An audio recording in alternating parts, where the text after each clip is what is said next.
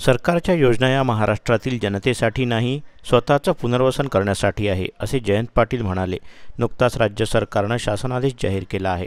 सर्व योजनांसाठी 270,000 कोटी सरकार पुढच्या 2 महिन्यात खर्च करणार आहे. ही शासकीय योजनांची विशेष प्रसिद्धी मोहीम आहे असं दिसत नाही. ही निवडणुकांसाठी प्रसिद्धी आहे. आपला स्वतःचा प्रचार करण्यासाठी सरकारी तिजोरीचा वापर करणाऱ्या सरकारचा हा कार्यक्रम दिसतोय. निवडणुकीच्या निकालाचा अंदाज आल्यानं सत्ताधारी पक्ष आता प्रचंड खटाटोपात आहे. जेवढी सत्ताधारी पक्ष स्वतःची प्रसिद्धी करतील, तेवढा सामान्य जनतेच्या मनात त्यांच्याबद्दल राग वाढत जाईल. आज राज्याची परिस्थिती काय आहे? राज्यावर कर्जाचा बोजा आहे. सरकारच्या योजना या महाराष्ट्रातील जनतेसाठी नाही, तर स्वतःचं पुनर्वसन करण्यासाठी आहेत, असं जयंत पाटील म्हणाले. नुकताच राज्य सरकारने एक शासन आदेश जारी केलेला आहे आणि आपल्या सर्व योजनांच्यासाठी 270 कोटी रुपये हे आता हे सरकार पुढच्या 2 महिन्यात खर्च करणार आहे. खरं म्हणजे ही शासकीय योजनांची विशेष प्रसिद्धी मोहीम आहे असं दिसत नाही, तर उलट ही निवडणुकीची प्रसिद्धी मोहीम आहे असं म्हटलं तर वावगं ठरणार नाही. आपला स्वतःचा प्रचार करण्यासाठी सरकारी तिजोरी वापरण्याचा एक कार्यक्रम या सरकारने हातात घेतलेला दिसतोय. निवडणुकीच्या निकालाचा अंदाज आल्यामुळे सत्ताधारी पक्ष आता प्रचंड खटाटोपात आहे आणि येन मार्गाने स्वतःची प्रसिद्धी करून जनतेच्या समोर राहण्याचं काम हे सरकार करतंय.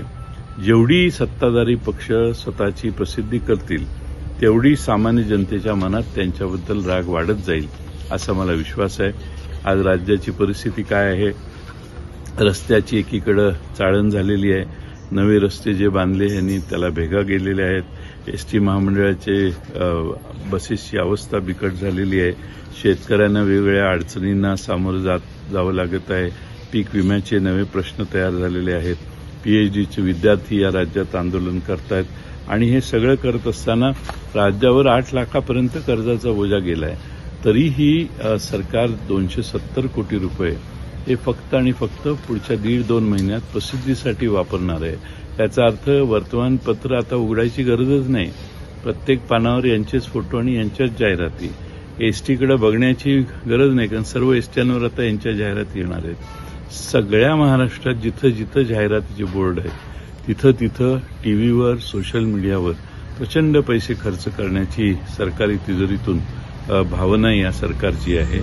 खरं म्हणजे महाराष्ट्रातल्या जनतेने याचा पुन्हा एकदा विचार केला पाहिजे. यांच्या योजना या महाराष्ट्रातल्या जनतेसाठी नाहीत, यांच्या स्वतःचं पुनर्वसन करण्यासाठी आहेत, याची आज ते जाहिरात करतायत आणि म्हणून याचा राष्ट्रवादी काँग्रेस, शरदचंद्र पवार पक्ष निषेध करतो.